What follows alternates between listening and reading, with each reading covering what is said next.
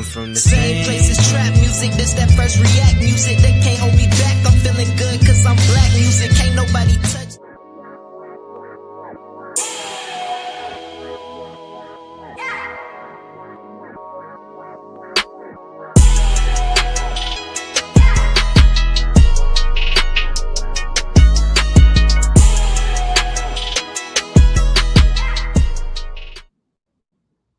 Happy Sunday and welcome back to another episode of Cigar Sundays Live, where we define, examine, and analyze words, sayings, and phrases used in American culture. And tonight we will be smoking on deception. So grab your thinking caps and get ready to smoke on words with two big nerds, myself, Chef Earl Pearl at DBCHEFTV, and the God Ali Dawood L at BK Soul Farm, and we are the Cigarden Panel. Peace, God. How you feel? Peace, God. I'm feeling pretty good, man. Like, time is flying by. We here for it though, but I'm doing pretty good. How about you? Like we was talking on the back chat. Tired. I am tired. I am tired. I'm super tired. 3 shows. I'm putting myself to the test with this one. I'm a little bit disappointed in myself because we won't be able to have it all the way right. But we're gonna still do some fun things tonight, have a fantastic discussion. We got a great word we're gonna discuss with everybody. So I'm just thankful, as always, God. I got my breath, I'm breathing, we got life, and an opportunity to be a better version of myself than I was yesterday. Hell yeah. Even though I'm doing it on fumes. but you're doing it though, right? Like that's the point. Oh yeah, we ain't making no excuses. Excuses is useless. We leaning forward on success. We leaning forward. Yes, indeed. But please, y'all, we gonna go ahead and lean forward. Can we get y'all to lean forward into that like button and also share the content? Also, subscribe to the channel and hit the notification bell so when we go live, you never miss an episode of Cigar Sundays Live.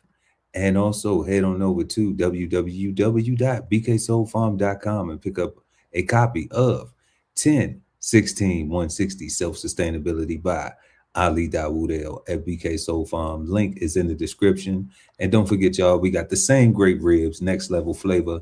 Ribs on the Run 2.0, bold flavor, made to go. Real ribs, real flavor, real good.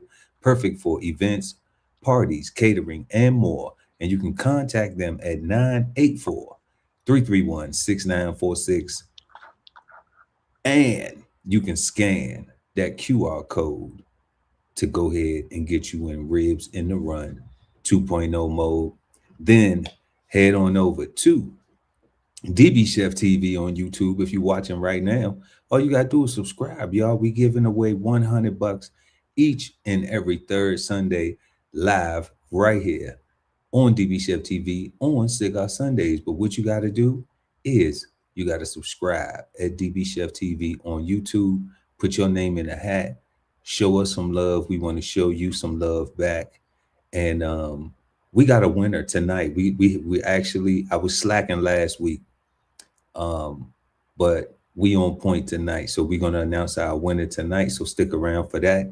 And then don't forget, y'all, to kick it with us on Kick. We streaming on kick.com/DBCHEFTV. And once again, like we say, we got merch, links in the description. And if money's tight, it's all right.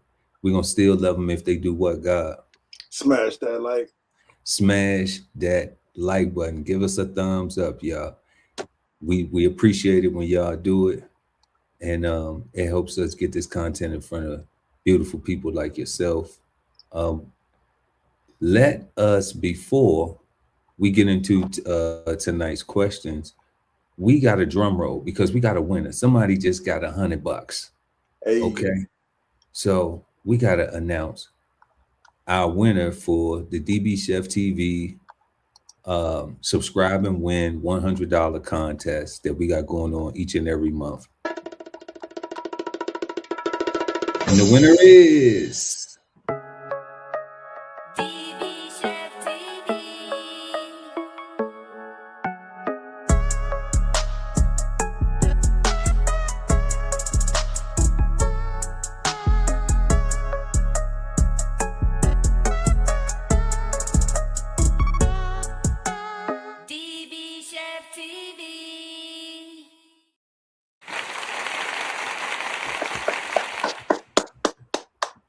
We want to thank you for being our lucky subscriber, and thank you for supporting our content and everything that we here do, everything that we do here at the DB Chef TV network.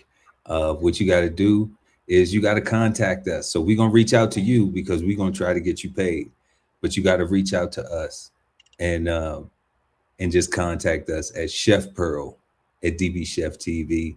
It is on the ad, so you all have all the information. But I always reach out to the winners to make sure, because we ain't got no funny stuff going on. We might miss the day, but we ain't gonna miss a payment. Okay, we might miss the day, but we ain't gonna miss a payment. We're not deceptive. We are not deceptive. No, we ain't doing no capping over here. It's no capping. No cap. It's real rap. And we really do appreciate y'all and love y'all. So, you know, we gonna show that love back to y'all, like we say. But let's go ahead and get into the questions for tonight's smoke. So, like we said, y'all, we are smoking on deception. All right. And we have 5 questions for the word deception. First question is our house question. What do you think of when you hear the word deception? Question number 2, how should we handle deception from friends, family, and community? Question number 3, is deception an unavoidable part of politics, or should we expect some dishonesty? Question number 4, has social media made people more deceptive, or does it help expose pretending people? And then our 5th and final, last but never least, question number 5, is the word deception bad, good, or misunderstood? And you know what you got to do. We ask you to stick around to the end of the show for the Cigarden Panel to let y'all know what their insight is on the word being bad, good, or misunderstood. And we encourage you to follow along in the chat and answer the questions, and we will, you know, we're gonna chat back with you, chat. Okay. And it depends on when you're watching the show. If you're watching the rebroadcast, just comment in the comments below, and we still gonna chat back. We still gonna chop it up with you. Okay. So let's get into our first question. What do you think of when you hear the word deception? The God Ali Dawood and BK Soul Farm. Peace, God. Peace, God. So the first thing I think of when I hear deception, I think it was like in a Disney movie. It was like deception, disgrace. Disney movie, which one? I feel like it was like a Lion King joint. It was like I don't know. That's what I feel like. I feel like I got like this memory, or maybe it's just my imagination. You know what I'm saying? I don't know. But I think about liar, liar, pants on fire. Liar, liar. Right. I also think of survival tactic. Right. When a person fears another person or a thing, right? Like they might say anything or agree to anything just to get out of a situation. Right. So that's what I think of. I think of liar, liar, pants on fire. Right. Somebody that can't be trusted, somebody that that will go out their way to do something, to have you do something for their benefit, while telling you that it will benefit you as well. Right. That's a liar. Oh yeah. Right. Somebody who takes advantage of the opportunity, who just uses you as a resource, like and you just a lick. You're not a part of the team, right? Like you just, like, that's a liar. Like, because what they call that, lying by omission, right? You ain't necessarily lie to me, but you ain't necessarily include me either. You know what I'm saying? You literally omitted like not telling the whole truth, leaving out some words. like leaving out some very important things. Yeah, you know what I'm saying? Like, I ain't lied to you. I just didn't tell you everything. I just didn't tell you everything, right? You know, like, you know, just I'm just gonna say the word deceitful people. Deceitful. Yeah. But like I said, that's the one aspect. But I do think is people deceive or practice deception out of fear of losing relationships. You might lie to your partner. You know, you might lie to yourself first and say that they don't need to know, or the truth might hurt them. When in reality, you just trying to protect yourself, because you gotta first admit to yourself that you done did wrong, and now you gotta go out there and atone to the person that you did wrong to, and then you have to accept their reaction or their response, and that's scary. Mm-hmm. Like, that whole process is scary. You know what I'm saying? Like, so it's easy. Yeah. It's easier for some to lie to themselves and come up with a justification for why it's easier to omit the truth of their actions so that they don't hurt the person that they love. Right? That's out of fear of losing. Fear of losing. Fear of losing, right? Like, they done did a thing, and now they scared of losing what they already had. Those are the two things I think about. I think about lie, pants on fire, and a survival tactic. Survival tactic. Yeah, like you lie out of fear. Either a bully tell a bully you do like him, because he told you to, or he gonna hit you again, or you tell your girl or your partner, I'm sorry, I don't want to defend nobody. A lie, like, nah, baby, I was with my homeboy, whatever. Mm-hmm.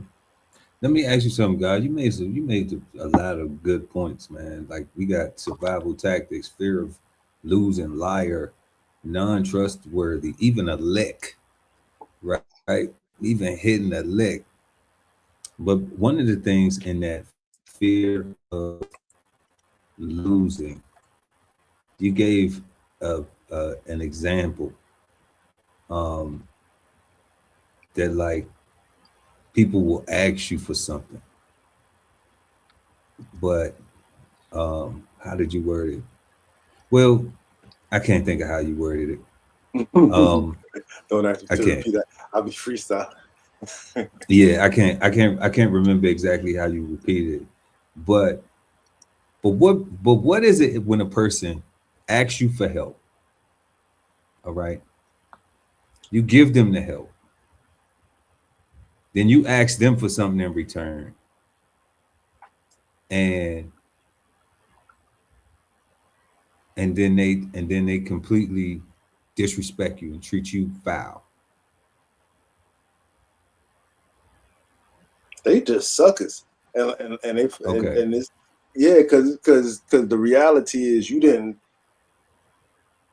help them to get something in return. You helped them because you had the ability to and a desire to, and now that you need them, they want to be suckers about it. Like, that's just them being a sucker. They ain't got. So if they say something like we don't need your help, but you needed my help when you asked for it and you got it. Suckers. You know? Yeah, that's just sucker.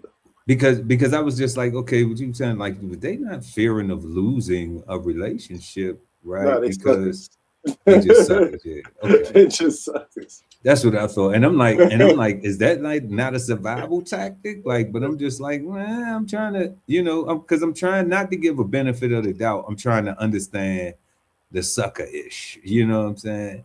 And I'm trying to not, I was trying to not put it in the sucker bag, but then it's just like, yeah, well, like even using you as a lick, still makes them a sucker though, right? Because once they get what they need from you, now it's like you ain't what you always say. You got me here, but you ain't get me here though, right? Like that's some sucker yeah. Some people say that, right? Like that's some sucker stuff, right? Because they want to deny, your input. Yeah, I mean, especially if you asking them to do something that is beneficial for everybody. Like when I helped that person or this individual I was just asking about, it helped them personally. Correct. You know, like and what I was requesting would have helped me personally too, but it was more of a larger scale where like if I wanted to hold that more accountable, then I had outside parties and people that I could bring in to enforce it. You know, when they asked me for help, it was just like, okay, I'm helping you personally. So like I'm doing you a favor. I can actually say no. You know, I can actually look you in the face and see that you need this help and be like, that ain't my problem. You need to figure that out for yourself. But you know, I was just wondering because, you know, because then as time played out, there were lies. And I was wondering why, you know, like why a person wouldn't tell their own truth. Since we talking about deception, and this is what I think about deception when I hear the word deception, so we can keep the show going. Because that's the question we answering right now, y'all. What do you think of when you hear the word deception? When I hear the word deception, I think of I'm gonna tell a lie because my truth won't help me win. Truth won't help you win. I'm gonna tell a lie because if I tell the truth, then it's not gonna help me win.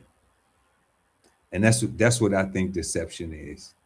Because I've seen people do that. I've had people lie on me because they were scared to admit their truth. And that's a crazy ass thought, God. I'm thinking about what you just said. That's crazy. Yeah, because you never really win for real. You like never win like that. You win for the moment. Like you get over, but you don't actually like. You get over, but you don't. But you really don't get over because a lot of times, because you're a liar, right? Then your behavior is going to be consistent with the negligence, with the, you know, with the foolishness. So eventually, somebody else will see it too. So that's where I wouldn't have to be like. That's where I'm like, I don't have to tell on you.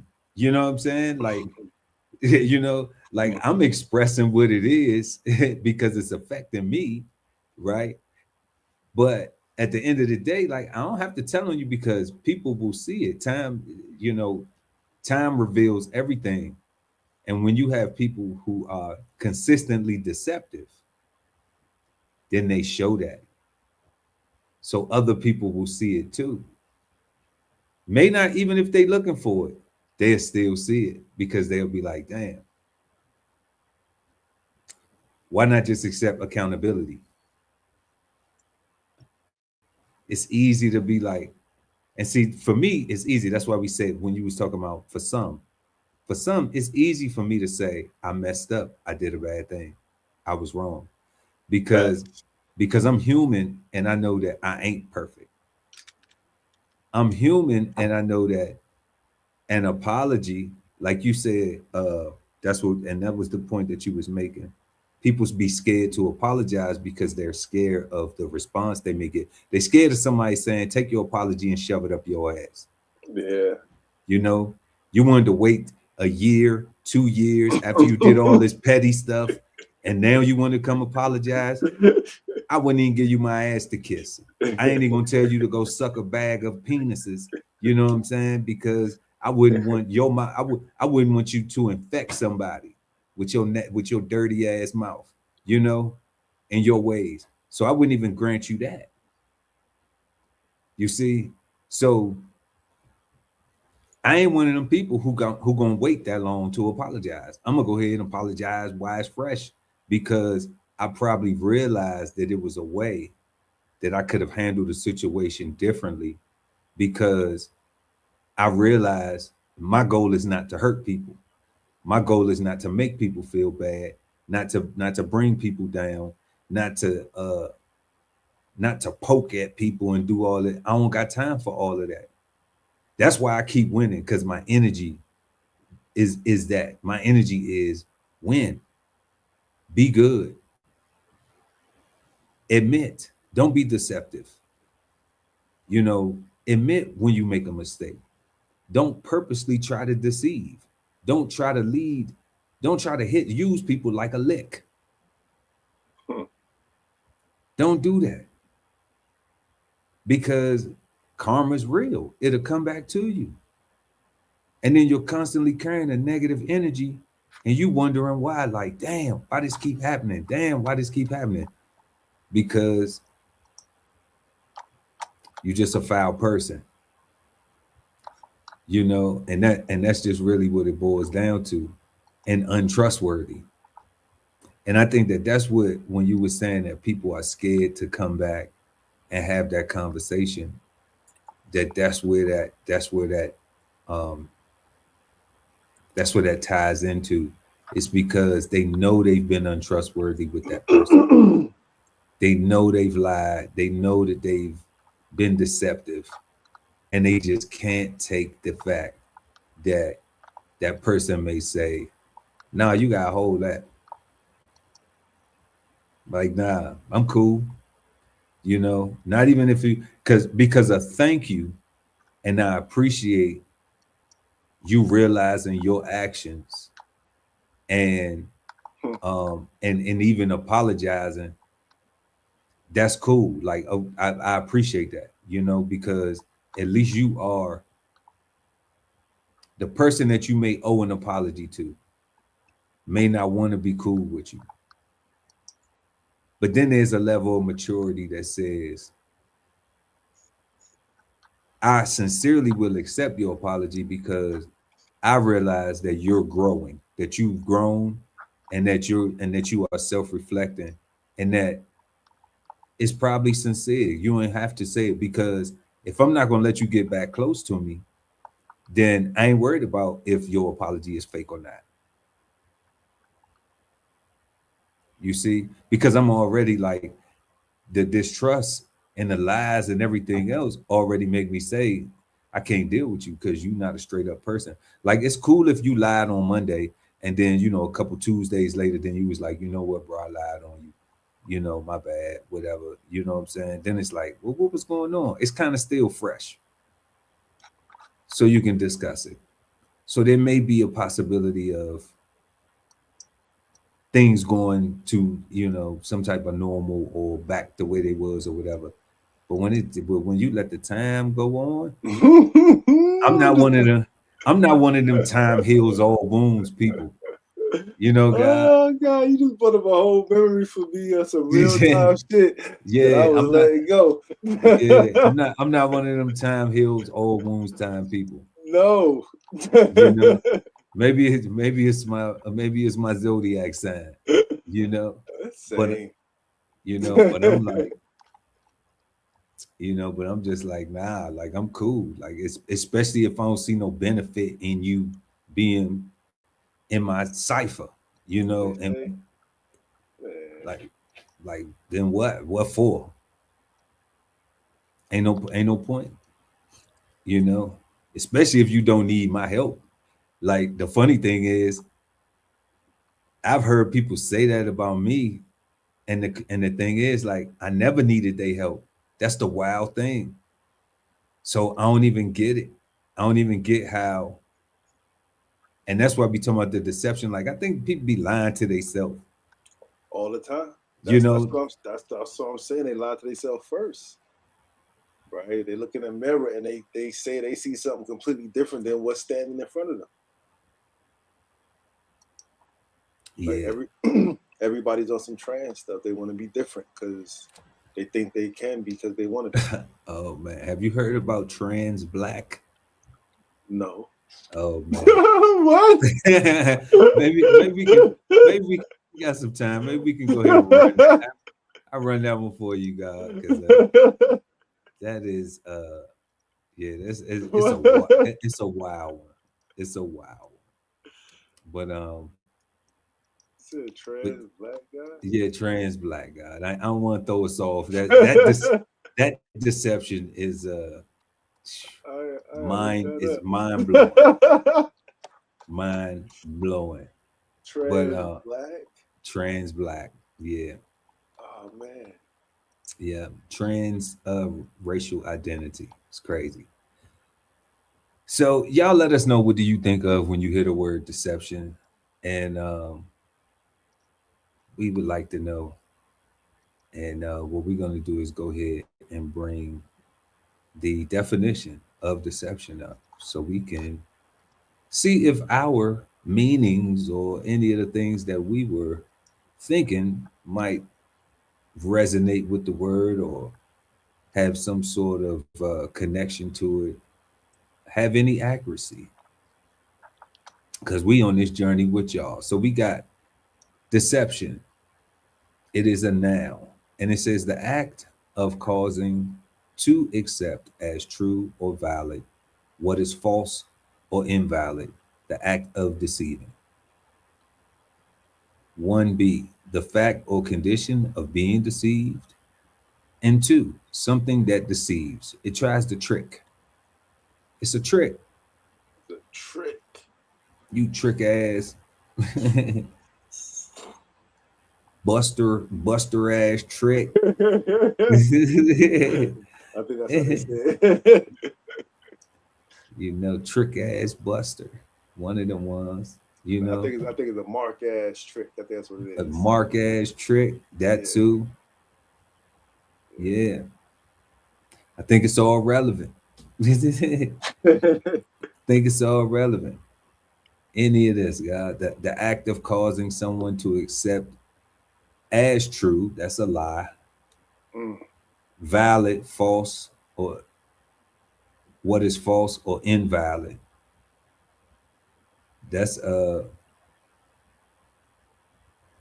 non-trustworthy at all, God, because that means that they 100% know that this is poison, and they like, yo, this is medicine. Have some. I put honey in it. I put that raw natural honey. I put a little honeycomb in it, so you know it got bees. It wasn't 3D printed. You know what I mean? It's so crazy. It's like somebody saying you attack something, knowing you ain't attacked. You bombed us, knowing you ain't bombed nothing. Like nah, that wasn't what happened. At all. You know, but you want everybody to believe that narrative though, for for the act of deceiving. There we go. It's good for politics. You know, it's good for politics, for social, for anybody that's willing to believe anything that they've heard, one side of the story, but not all of the story. Especially if they feel away already, and they looking for. If they feel away already, if they're looking for not validation but justification for their feelings. That's crazy when you could do when that and to me that's crazy. Like we see this when, like I had an example. You know, I'm married. And me and my wife, we don't live in the same place currently, right?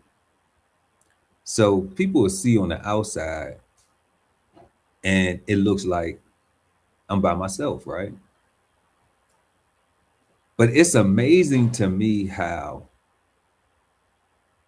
people will have the same stuff, okay?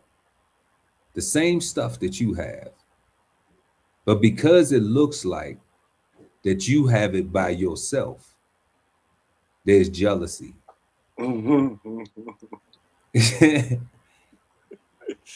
That's instead of you having less money because you got the same stuff. You know what I'm saying? It's only one of you. You got the same exact stuff. You know what I'm saying? You might even have a little less than some other people have, you know?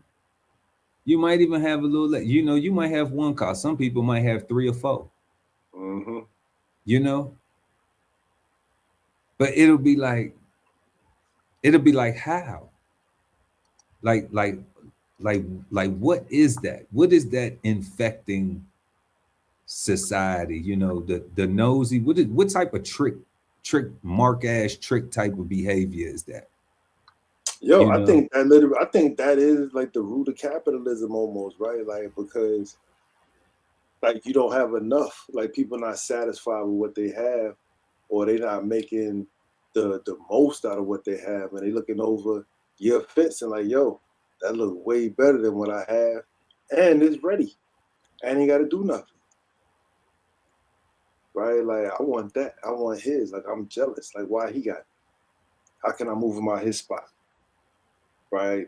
Like can I call the police a bunch of times and aggravate him, make him move, buy his property low? You know what I'm saying? Want to run down the property value. You know what I'm saying? Like, and I'm like, people be asking for community, but then don't want to do the things to have the community. Like first establishing rules to be followed. That's part of a deception though, right? Because they be asking for community and not recognizing that they gotta establish rules first, right? They got to agree to be a part of a community. It's not like, yo, Pearl, let's just start a community. All right, Ali, let's just start a community. Community started. Let's go. No. Right? Like we had to literally sit down and actually agree on what our community is going to be called, what it's going to be founded on, like, you know, who we let in, are we restricting anybody, are there any limitations? Like, we actually got to sit down and have a conversation and agree. Yeah, God. And that's the huge thing right there. You just said hit on something key, because I was like, I was thinking about my HOA and in my neighborhood, and yeah, because it's not a community, you know, it's a neighborhood, and I say that because we don't act as a community. You know, there isn't any respect for elders. There isn't any respect for anybody for that part, except for, unless I guess you part of the little, you know, the ratchet club. We want to turn it into the hood, you know. But I thought about that. I said, man, if they raise what would need to happen is some of the key things, like you said, like the HOA would need to be raised higher. Okay. And then there would be a take back. There would be rules where these are the rules, and if you don't follow them, they are being enforced. You know, we don't need a gate around the whole community, but we need one of them little bars that flip up like this at the front. Yeah. You know, on both sides, because it slows traffic down coming in, and it slows traffic down leaving. Yeah. Okay. And then you need the rules. You need to be able to the community. That's when it forms the community. It needs rules. And then also that thing where you was talking about, which is so important, where people don't realize, that you vet who gets to move in to the community. And what they don't realize is that you could be living in a community, in a neighborhood where your homes are $300,000. Let's just say that base level. But you implement something like that, it's automatically going to double the value of the properties, because now it's rules and everybody can't live over there. And it's strict. But it's not strict in a way of, dang, I can't do nothing in my own house. I can't be the ninja that I want to be, you know? I can't ride through the neighborhood with loud music. I can't ride through the neighborhood on, you know, stuff that ain't like, you know, like dirt bikes and stuff like this that ain't street legal. And, you know, it'd be stuff like that that I see them making little, you know, complaints about and stuff like that. But I mean, but it's like, it's fair because like it's not street legal. And then what happens if a person gets into an accident because they speed? Like, I don't speed through the neighborhood, right? But some people do. So the rules allow for it to be like, okay, if you don't have certain things, then it's certain things that people can expect. Then it's expectations that can be set. It's expectations that can be valued, and those are selling points. Those are marketing points if you want to treat it like that. But you also get everybody working together. Nobody's scared to talk to somebody. Nobody has a problem with each other that does not go unsolved, because that's a community. Okay. You take away the need for Karen. Takes away the need for Karens. And what? In fact, Karen get her ass beat, bringing her ass over here. You know, I mean, but nobody trying to do all that. They calling the police with the HOA, but she can't even get in here because we got the little things. Because we got the little gates that pop up. But what it essentially looks like is people know, like when they say you can't pick your neighbors, it's because you're not a community. You can't pick your neighbors in a neighborhood. Correct. Okay. In a community, it's all about picking your neighbors. Correct. 100%. And when people desire to have communities, we also have to realize this. We in America, you got to pay for it. So you ain't going to get no $5 HOA and then think that you somewhere where it's, you know, $1,000 HOA. You know, it hit different. Because it's hitting your pocket. Unless your HOA is built off of faith and everybody just ain't no such thing as a faith-based high cost community. Hell no. Ain't no such thing as that. You know, we're gonna head to the thesaurus. Let's head to the thesaurus and see how we get deception in the form of a synonym as in deceit. And that's all they give us, as in deceit. The inclination or practice of misleading others through lies and trickery. That's it. Deceit, deceptiveness, fraud, cheating, deceitfulness, cunning. And that's what people be thinking, they being cunning. You know, lying, duplicity, dishonesty, fakery, dissimulation, double dealing, guile, crookedness, secrecy, dissembling, craftiness. What's that guy? Cozenage? Cosogenage? I don't know. Cozen? Oh, shit. Cozen. You said what you said, Cozenage? I said cozenage. Cozenage. Let's go with Cozenage. Let's go with it. Cookery, cunningness, dupery, willingness, craft, subterfuge, trickery, artifice, fraudulence, prevarication, prevarication. Prevarication, yeah. Okay, prevarication. But no F in there. No prevarication. Prevarication. Chicanery. Chicanery. Mendacity. Yeah, mendacity. Hypocrisy, foxiness. Skullduggery. Skullduggery. Wasn't that a wrestler? I was thinking something like that too. Skullduggery. Swindling. Equivocation. Guilefulness. Yeah. Jugglery. Insincerity. Artfulness. Obliquity. Yep. What's that? Ledger domain. Yeah. Fib. We know what a fib is. That's what somebody calling your ass a liar, but trying to be nice.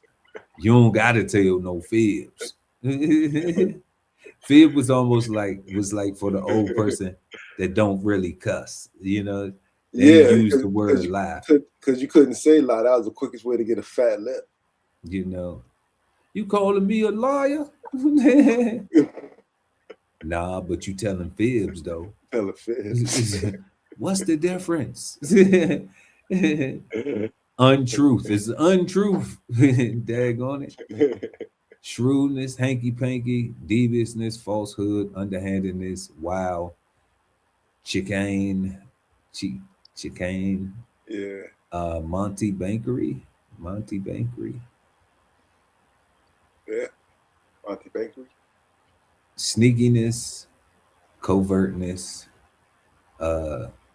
sanctimoniousness. Yep. Wow. We definitely got to check. We definitely got to look at sanctimonious. I thought sanctimonious was like something like as an affection. Yeah, let's see this dictionary. Sanctimoniousness, the quality or state of being sanctimonious. Oh, I see now.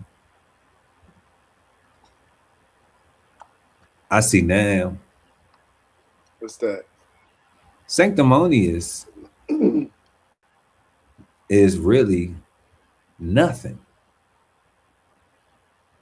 It's being used one way, but the dictionary gives it as so. When we see this affectation, then we see in self-satisfaction, self-righteousness, dishonesty, deceptiveness, fakery, falsity, pretense.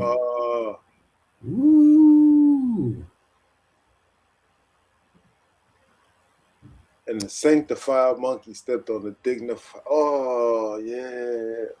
Way down in the jungle feet. Yeah. Way down in the jungle deep when a sanctified monkey stepped on the, lion stepped on the monkey feet or however it go. Right? But now we see where it was used. And now we see like, how do we hear sanctimonious used in the church? That's the thing that kind of is throwing me off. But then we got unscrupulousness, shadiness, furtiveness.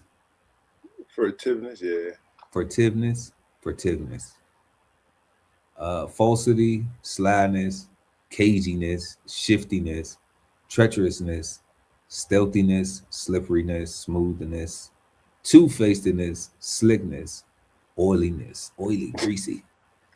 Slippery or something. Think you slicker than a can of oil. So that's what we got for deception, God. And I mean, we just seeing so many things that play a part in so many roles and things. It's just crazy. So we got deception, the act of causing someone to accept as true or valid what is false or invalid, the act of deceiving, the fact or condition of being deceived, and then something that deceives, a trick. And they didn't put magic on the front of trick. They just said it's a trick, a scam. Okay. So that's leading me to believe that magic tricks are for kids or adults that may like fun stuff too, you know. But it's definitely not meant for um everyday interaction with people to be tricky. You probably foul. And that moves us to our next question. How should we handle deception from friends, family, and community? And that goes along right on par with, you know, deceit, cheating, lying, duplicity, crookedness, all of these words, dishonesty, fraud, all of that stuff. So y'all let us know in the chat on the comment section too. Who is this we got pulling up in the building? DB76177. I think status quo. Shout out to DB 76177. Status quo. That's what you think about when you hit deception. Status quo. Status quo is deception. That may be the case. Yeah, I was about to say unfortunately. Yeah, that may be the case. You know, just because we appreciate you for pulling up, stepping.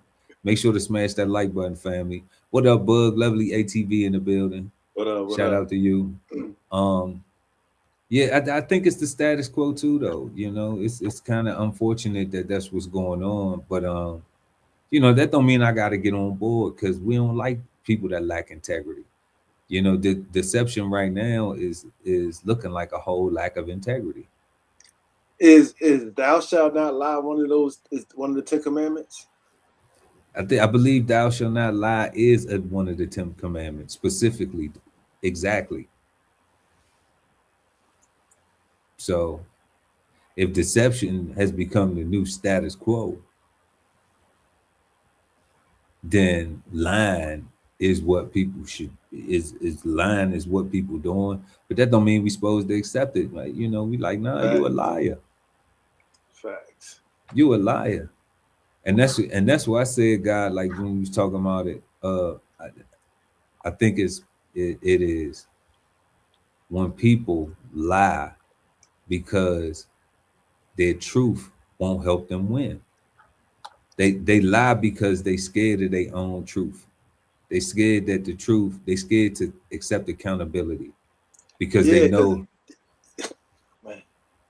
you know, because they know that if they tell the truth, then it'll be like, then they're going to have to get judged for their real actions, not for some made up thing to try to make them look like this or look like that. And that's why I said, like, I tell on myself before. My grandmama told me that, my 94-year-old grandmama told me that, oh, when I was young, she was like, you make sure that you always tell your story on you. You tell on yourself, you know, even if somebody else go and tell on you, don't be sitting back talking about, I ain't saying nothing, blah, blah, blah, especially if somebody lying on you, you know. So I never really was with that whole code of the streets. You gotta keep them. I'm just like, man, if you get told on, bro, you gonna get told on. You know,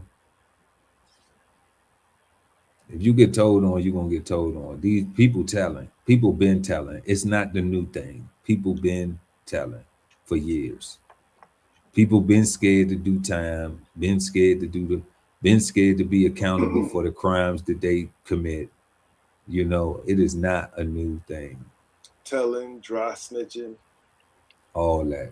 Pushing down somebody so they can be the fall guy so that everybody else can get away. Exactly. Right, like that's all the same stuff. All the same.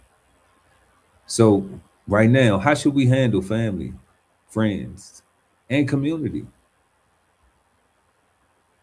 When we get in deception, what you think, God?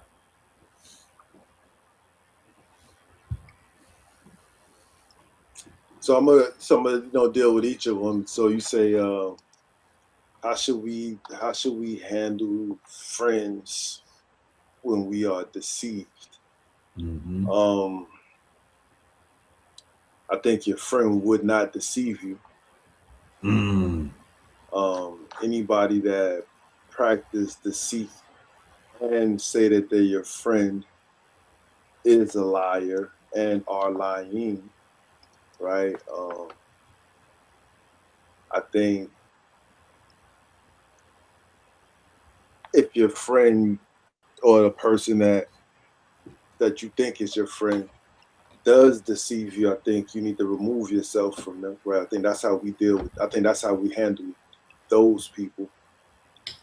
Yeah. I don't think any confrontation is necessary, really. Like once you observe or acknowledge reality, I think separation is best for everybody, right? And focus on the friends that don't deceive you, and pour your love into them and your time into them, because they don't deceive you. Like, they actually love you. They tell you the truth, right? When it comes to family, that's a little trickier, because, like I say, the survival tactic, right? Lying out of fear of losing a relationship, or being exposed and having everybody cut you off, or kicked out the family, or can't come to the cookout no more, kind of thing. I think. Hold up, guy, real quick. What about the guy that go to the cookout that always get kicked out the cookout? He invited, but then he always do something where he got to get kicked out the cookout. Like, everybody be like, man, go back to the hotel, man, because you just somebody take him a plate and some cake or something. But he can't stay. He done had too much to drink too early, too soon. You know, to be honest with you, I kind of feel like family and community are kind of on the same level, with the exception that family right now, the way it is right now, with the lack of culture and lack of standards, right, is more emotion based. So because what they say, blood is thicker than water, right? Like that's more of an emotional based sentiment, right? But the reality is, for a community and for a family, like, you need to have standards, you need to have a culture, you need to have rules and guidelines. And when people violate those things, what happens to those people needs to be understood by everybody, so that it don't, outliers saying, "But how come we got to do Ray Ray like that? He just made a mistake. He just jumped. All he did was just, boom, boom, boom, boom, boom. Ain't nobody died though, right? Like, you don't need to have to fight that friction if there's standards in place to where it's like, oh, Ray Ray did what? I mean, he out of here. Right? You need to go do 2 laps around Brooklyn, and then come back and holler at us. You know what I mean? Like once he run that shit off, and now he ready to be embraced again. But he got to come back and follow these rules, and you can't be on no ninja stuff. You can't be on no Ray Ray stuff. You got to be on family time. You got to be on community time, right? You represent us. Like, we all represent us, right?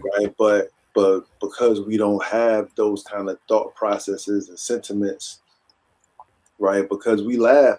I think about a guy like, for a lot of us, we grew up in front of the TV, right? And things like the Cosby Show and the Leave It to Beavers and the Brady Bunches, all those family shows, Family Ties, like, Mr. Belvedere, Growing Pains, talk about different strokes. Like all those family shows pretty much shaped our thought processes on what we think or thought family is supposed to operate and supposed to handle situations and scenarios, right? Nobody followed it though. Like, Nah, but that's what they gave us. That's what they gave us as a constant thing, right? Nobody followed it, but it was always it's almost like that whole the American dream is that white picket fence with the two kids, the two kids and the dog. two kids, two dogs, You a know what station wagon, or SUV, right?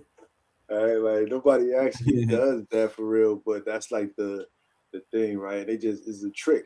But nowadays, like a lot of the stuff we get with families is more on the ratchet side, right? Like it's more on the disruption of family and how savage our families are, and now we're getting way more representations of people that look like us depicting this ratchetness, right? So it's looking like our families can't be together and they can't work together because there's nothing on TV anymore to inspire us to want to, right? Right. Even if we didn't do it, we at least had ideas and goals and thoughts and whatnot, right? Like we had we had thoughts of what we wanted or who we wanted in our community or what we wanted our community to look like if we could if we could all be king for the day, kind of thing, right? Like it's true, God. That's true. You know why, God? Because Mike Epps got a show. It's cool. It's the Upshaws. Yeah. And but in the show,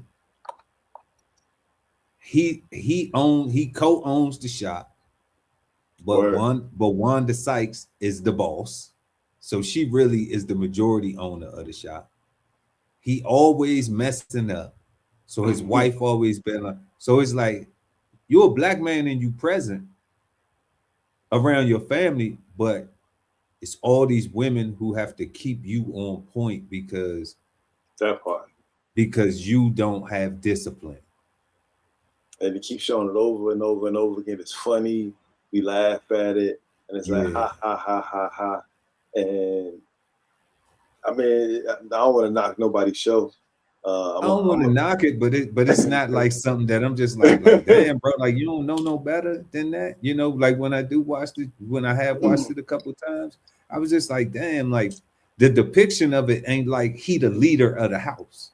But God is like, or even they are leading together. Nah, it's her. It's her. It's the females, not even just her, it's the females, right? But it's kind of like what DB 76177 said, right? The status quo, right? Like I feel like Mike Epps and Wanda Sykes, they do know better, and they know well enough to know that if they did what we think better looks like, that the majority of people wouldn't support it, right? Or enough people wouldn't support it to keep it rolling, right? Right, because people don't want to. I mean, we so used to drinking the Kool-Aid. We so used to the flavor, right? We so used to what they found is beaver anus is the extra ingredient or something. Or natural. What? Beaver butt for what? Beaver butt. Yeah, they use like some beaver butt for natural flavors and stuff like that. Oh God. Is that what natural flavoring is on the package? It's natural flavoring. Is that have we discovered? Did RFK Jr. say that?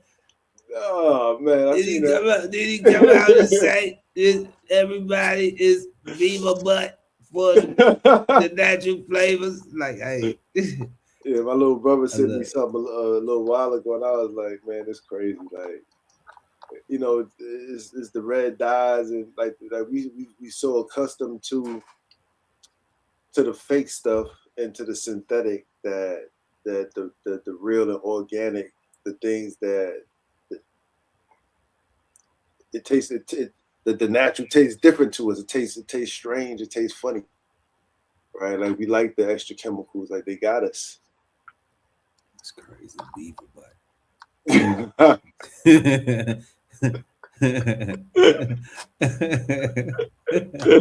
Hey, yo, God, I ate candy all this whole year so far. Beaver butt. You know, like that. Now I want to get rid of my candy machine. I got a whole candy machine in the house. I got Reese Pieces. I got M&Ms. You know, we got other little hard candy in there. I'm like, you know, it's a way to treat myself to a treat and pay for it. So it's like, okay, well, if I'm going to eat some of this stuff and rot my teeth out, then at least let me pay for it. So that way, I have my dental. You know, we got dental coverage, you know, but it's just like, but it's fun. Yeah, you know, I don't go OD. You know, you don't sit there and be like, I'm just gonna keep eating and eating, because you run out of, you know, quarters after a while. So but that's beaver butt. Beaver butt, natural flavor. That is wild. That is crazy. But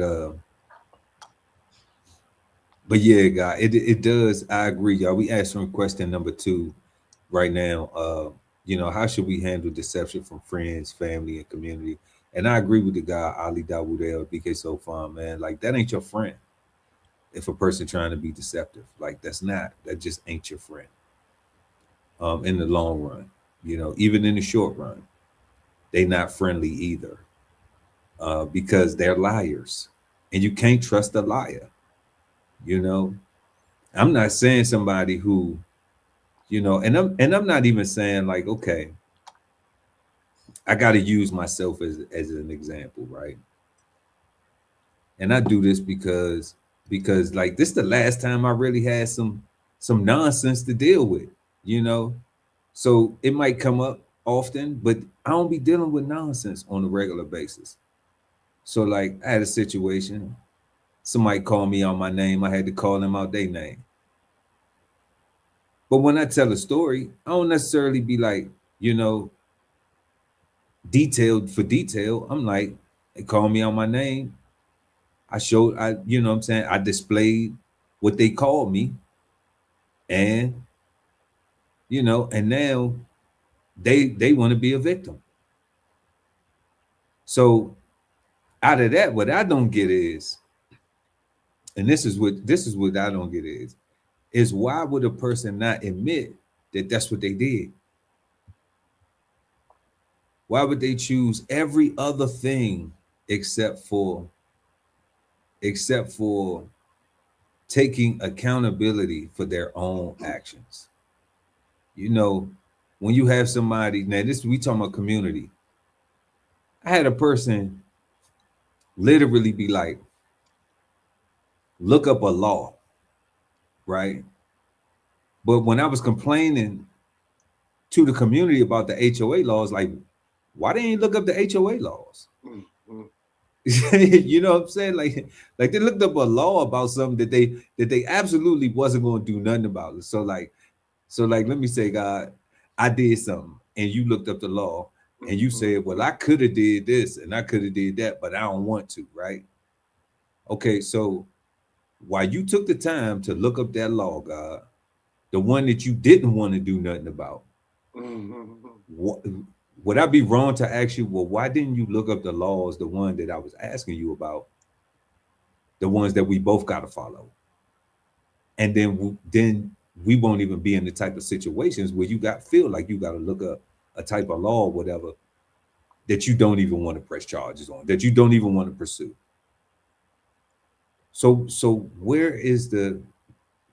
But then they wanted to be right then and there, right? Like, that's the thing, right? Like, what you said it, God. Like, if I tell the truth, it takes away my way, right? Like, right. It ain't, like I gotta be right, even if y'all separate, and they come back talking about, yeah, and I got, and see, look, the law say I was right, because they still trying to win that moment. They still trying to win that moment, right? but not realizing like we passed that. Yeah, nah, they still in. like we passed that, you know, like that's done. Especially if you ain't gonna do nothing about it. Like, especially if you can't do nothing about it anyway. Yeah, they still right there. You know, with the cap, stop the cap. So it's just like, I ain't understand that. And I don't understand, like, you know, but I did understand it where a person would lie because and that's what helped me. When I seen lies being thrown at me, on me, about me, I realized like, oh, that person don't want to tell their truth because they realize they can't win with their truth. So that's why when what you just said is accurate and is right and exact, God, because it's like people want to be stuck in a win that means nothing. It's a useless win. Yeah, you know, they don't have to do anything. They just have to be winners in that moment. The other win, where they actually look up the law, right? That's actually that actually makes them winners or makes them correct. Actually requires effort, requires them to do something. Once they read that, they got to recognize that they were in the wrong. They got to acknowledge that. They got to apologize, and then they got to correct their actions. Like, they got to do stuff. Right. The other way, with the dumbass law that they found, they don't have to do anything but have won. See, I'm a winner.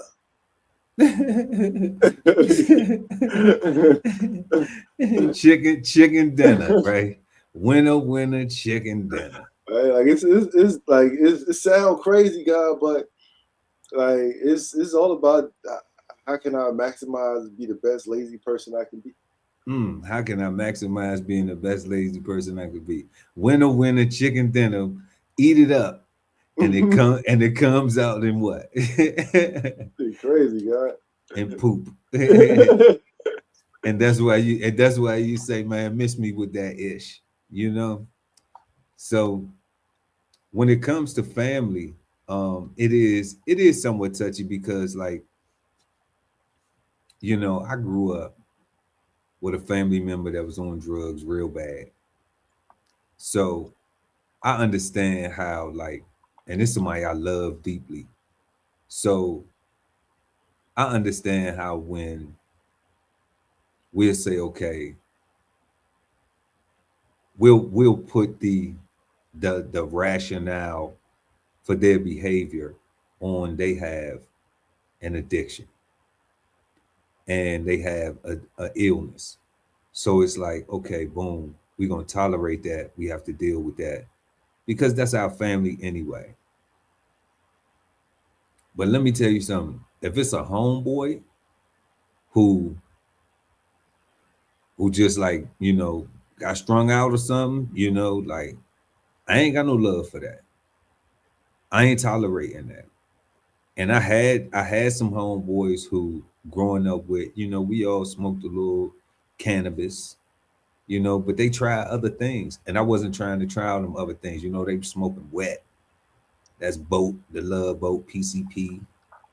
You know, some people tried it. Some people got on the coke. You know, some people became very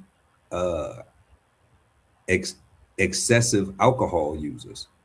Now, I did later on in my life, I don't want to be a hypocrite. I did later on in my life when I was a service member, when I became a sailor, and I used to drink like a sailor. Oh, yeah, okay. Now we learned. You know, like I used to drink like a sailor. We learned, God. Okay. But it wasn't in my youth where it was something that stopped me from being able to pursue something in my young adulthood, you know. And I saw a lot of people go through that. But I didn't, you know, like, I had compassion for it, like, damn, man, you a drunk now. But that's where it stopped. And I didn't even know how to process it. Well, I can't even say that. I didn't know how to process it because I had my family member who was going through situations, and we always was just like, whatever. Now, I still would be like, that's my man, we cool. but I had to separate myself. It wasn't somebody who if they stole from me, I turned the other cheek and got stole from again. You know, if I seen them steal from family, it wasn't something that I was just like, you know, like I'm ready to give you some consequences and repercussions because you stole, you know, from your aunt, from my mother, from your sister, from this person, from that person, from your cousin, from your nephew, from your niece, from your mama, you know. So stole from everybody. It is stole from everybody. Like everybody got a story that this person done stole something from. It might be one person because they just like, I swear if he takes something from me, I'm gonna kill him. It's like you ain't gonna do nothing. They just ain't tried you. You know. I think they look at you like you don't have nothing to steal worth value. Yeah, even though that might be mean to the person who feels like they, you know, they 100 and old or 100 and old, you know. But I'm just like, I don't know. You might not have nothing stealable, you know, because everybody else that they done stole from, they had something that that person was just like, everybody got everybody. Yeah, like I'm running with this. Okay. I worry about the consequences later. But and then community, you know, like that's just in order to have a community, you can't have deception. No. It's plenty of neighborhoods with deception. Like that's the status quo. We'll go back to that. But a community is not gonna have deception. Not a real one, because everybody respects the rules, because they came together collectively and said, these are the values that we will share. And these are the principles that we're going to stand on. So if we see anybody not following this protocol, then they out of pocket. And we agree to check each other because we have to keep a system of balance. So it ain't checks without the balance. You can't just keep writing a whole bunch of checks and ain't having the balance and ain't balancing it out, because pretty soon you're gonna be bankrupt and you ain't gonna have no money. So you can be bankrupt financially, or you can be culturally bankrupt. You could be morally bankrupt. You can be communally bankrupt. You know, and either way, you're gonna get there with deception. But the way is to not get there is to X that deception out the game.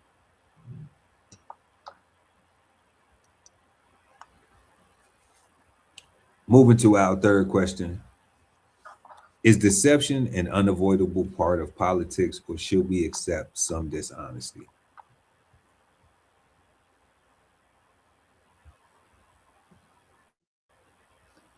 You know, God, because no president delivers on everything they say they're going to do. And I even seen, like, I'm not picking on Obama because I just said no president delivers on anything. But there is an idea and kind of like an air. Well, he only did with so much. He could only do so much what they allow him to do. And I hear that from Black people all the time. Whenever you say anything about Obama, I mean, unless it's just something that is praising him like Jesus Christ the second, then, but when you just look at it from that perspective and say, okay, well, let's not just talk about Obama. Let's say it's Trump supporters now who are saying we don't like, you said you was going to do this and you doing something else. It was Biden. It was Reagan. It was Bush. It was Bill Clinton. You know, you have local politicians. They run. They say, we're going to do this and we're going to do that and we're going to do this and we're going to do that. And it doesn't happen. You know, for whatever reason. Why is it not running on what I'm actually going to be able to do?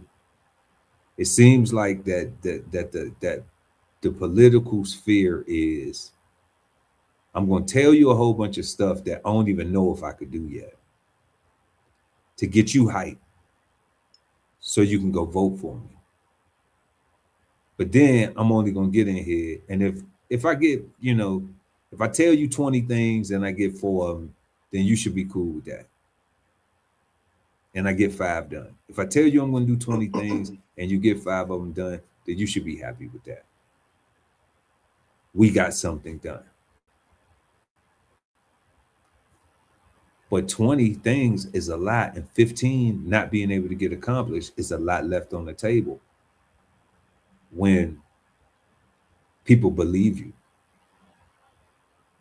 People will move by that. People develop the expectation, not out of the thin air, it's because you said it. So should we expect a bit of dishonesty? Is that the new, is that like DB76177 said, is that part of the status quo too? Or should politics be treated a little differently? You know, talking about what it is and how we would like it to be. Because I think I just described what it is. Yeah, nah, definitely. What it is right now, as it is, I think we can only expect deception. But as you was talking, God, it's not like these people that's running for these positions or these high offices per se, right? Like, I ain't gonna talk about the low positions or anybody brand new into politics. I'm talking about like people that's been established with, you know, got good foundations and people know them and stuff like that. They are already governing. We should be making people do stuff. We should be making people we should be holding people accountable to the things that they have already done and things that they've already accomplished, right? Like telling me, because you made a good point. Like they tell us that they want to end crime and they want to, you know, end world hunger and stuff like that. But there's a whole other party that's against the other party. There's a whole reality of natural disasters and everything else that happens day to day in normal human life that comes up that may prevent them from actually accomplishing one of those things on that list, right? Mm-hmm. But all those things on that list, none of those things are things that they are actively engaged in trying to get accomplished already, right? Like so we really have nothing to hold them to, right? Because they can easily say, well, the Republicans won't let me do it, the Democrats won't let me do it, the Green Party won't let me do it, my mama won't let me do it. I asked myself and I told myself no, so I didn't do it, right? Like, but they was already had a plan that they was already, if they already had nonprofits that was already working towards, I don't know, ending hunger in a particular state, and their campaign or their platform is they're running on ending hunger in the United States, and they already have a program that's dedicated to ending hunger. Like then you already know who you working with. You already know the type of person that you're getting.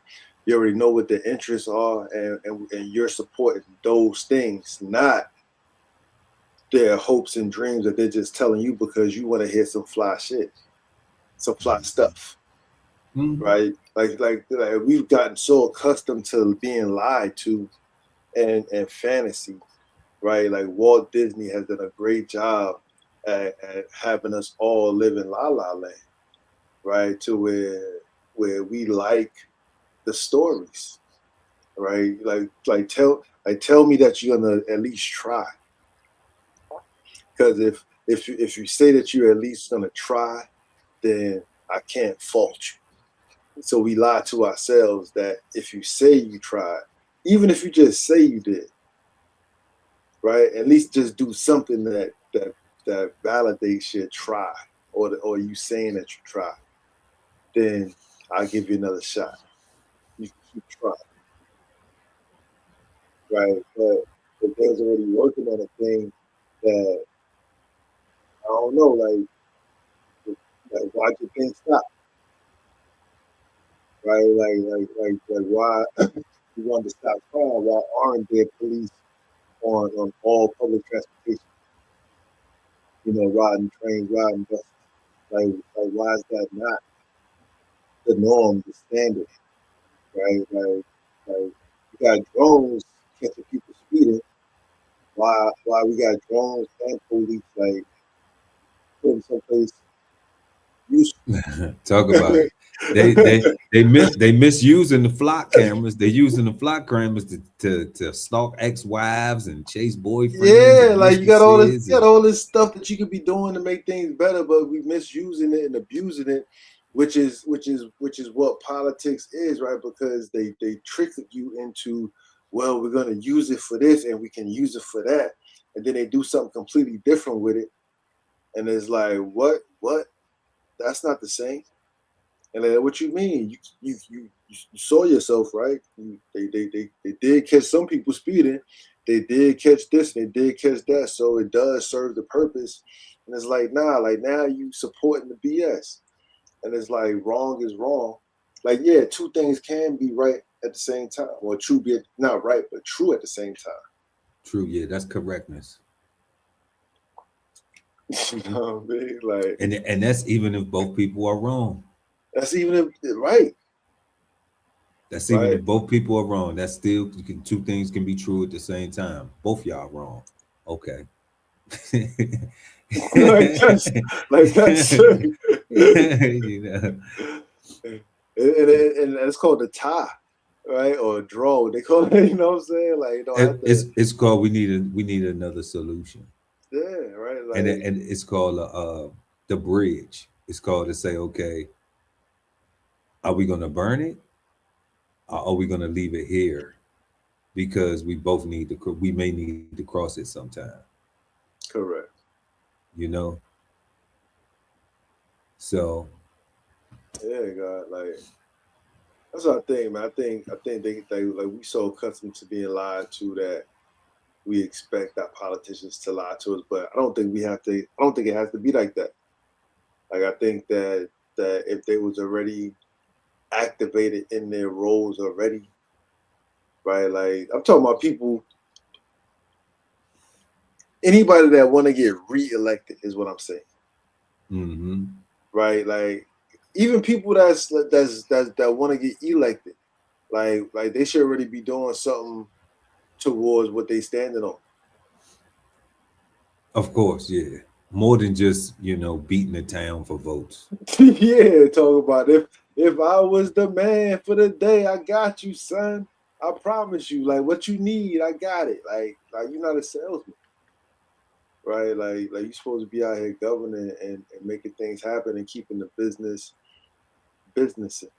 right? And if you out here treating it like a hustle, or you only worried about your own pockets and the pockets of your colleagues, like that's evil. Of your donors, go out here and get the people. Just go get the people and get the votes, and then do me some favors once I get in, because I'm gonna help you go. I'm gonna give you what you need to go get the votes so you can get in. But remember, I'm gonna need something for this on the back end.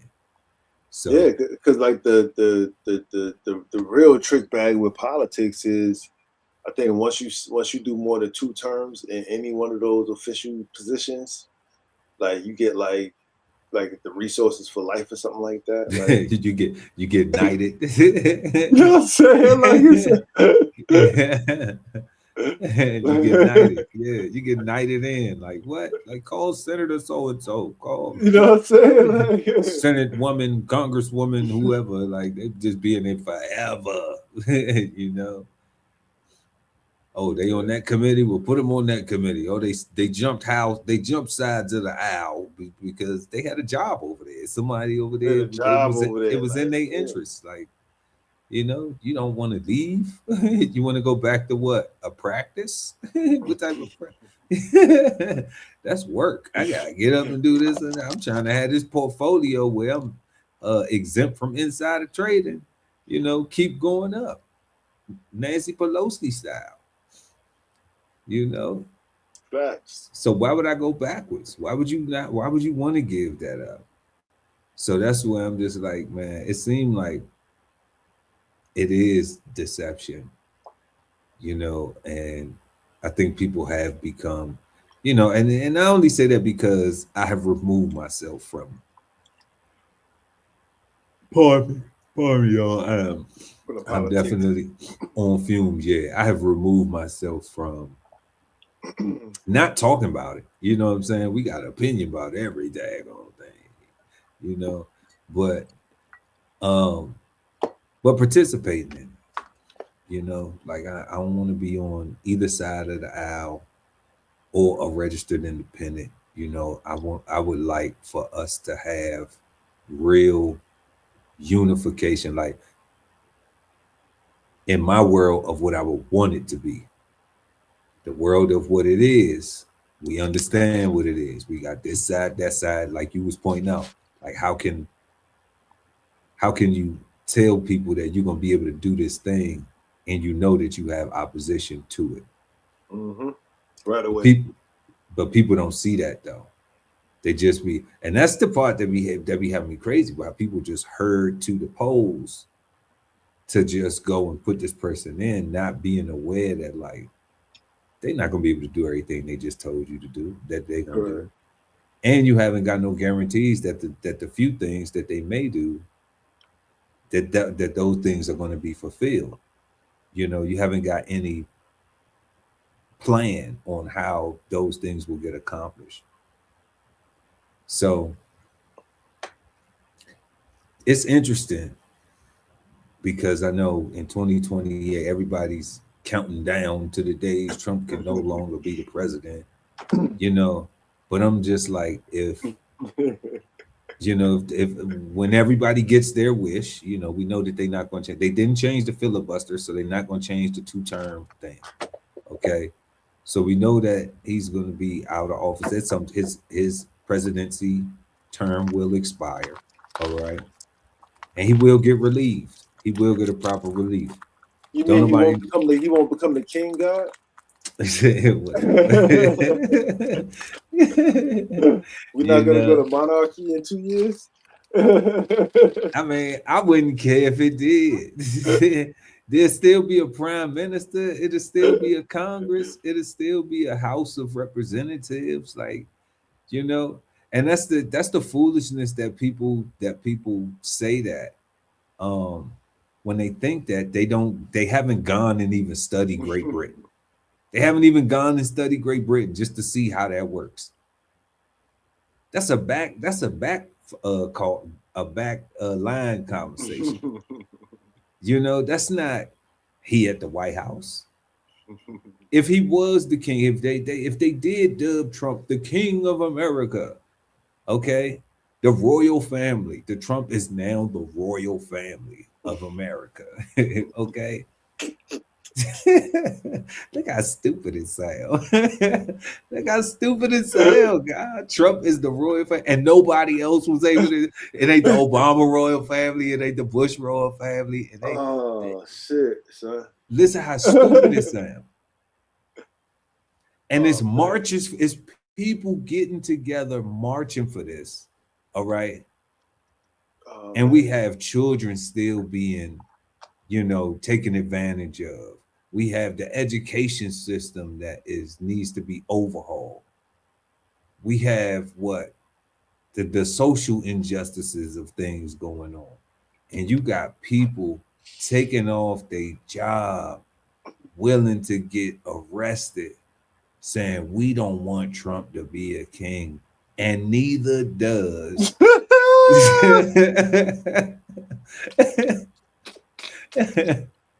the British people who started slavery and colonized America, coming from that feudal system, they don't want it either.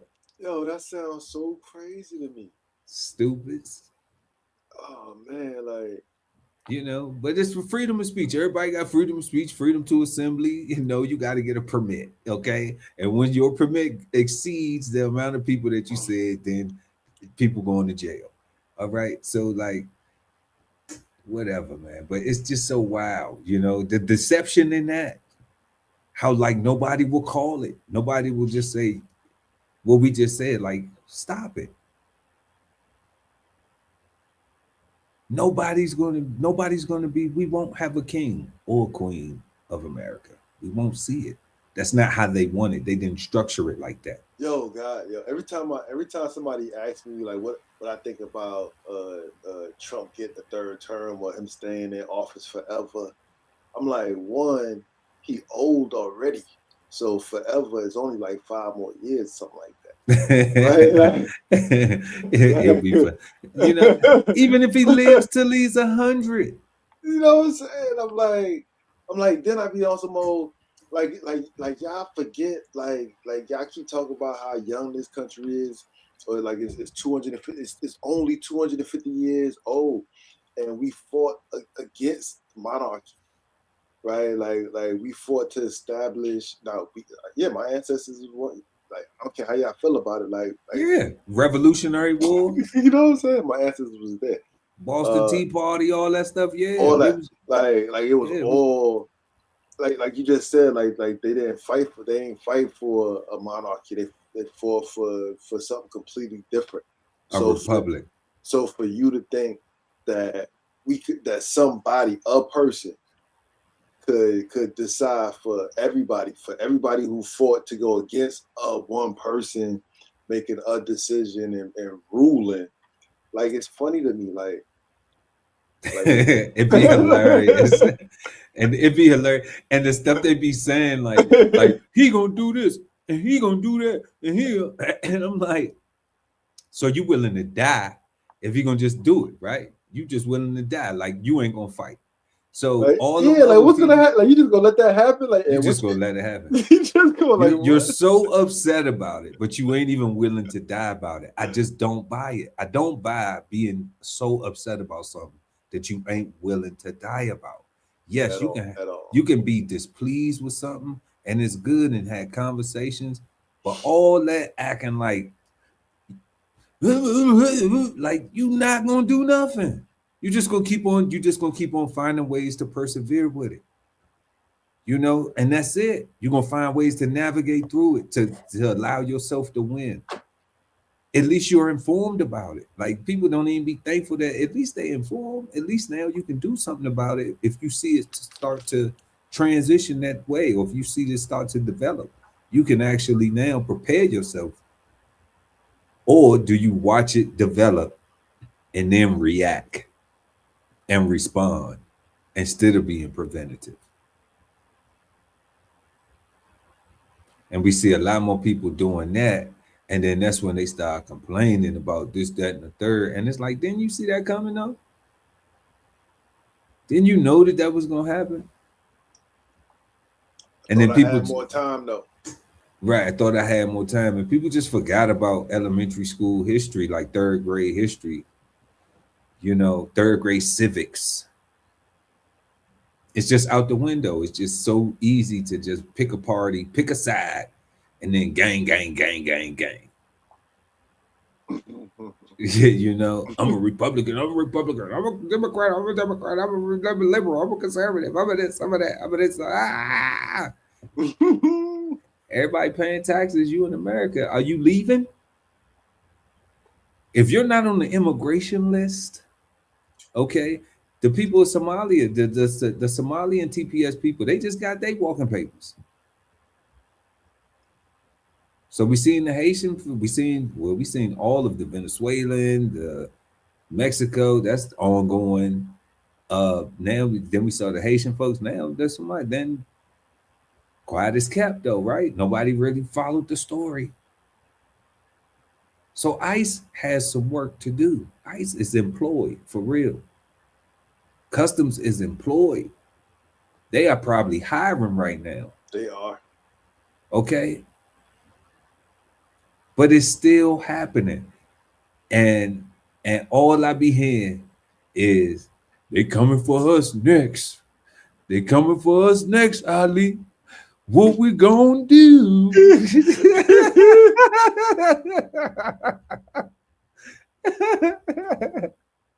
Man, whatever. I ain't doing nothing. Tripping. I ain't even. You really think so? Do you really think so? Nah, whatever. It ain't happening, man. It ain't happening. It's so foolish. It's laughable. My response to that has been like, I've been black in America this whole entire time.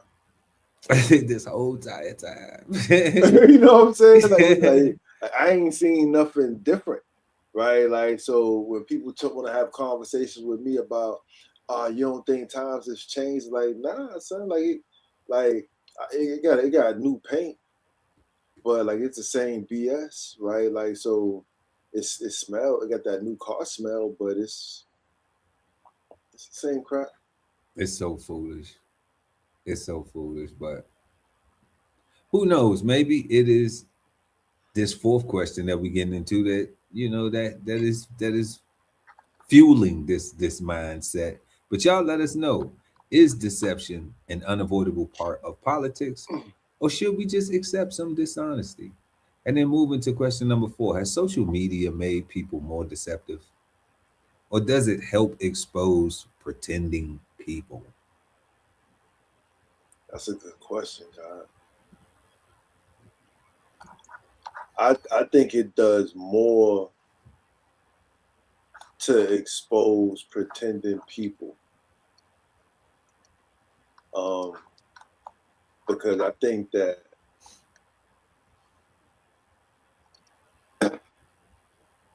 people will rather show you a face than show you their face. Right. It's kind of like I remember we did like a relationship show a while back, and it was said that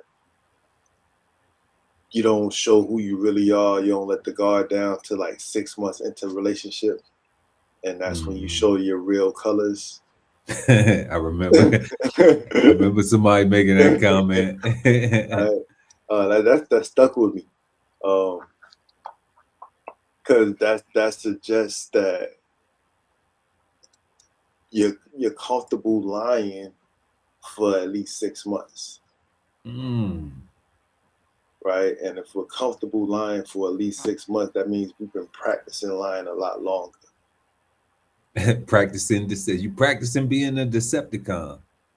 Practicing, right? So I think social media it helps to expose, right? Because it just makes it easier, it gives people easier access to expose themselves, to share this and share that and put their face on, in the world or whatever.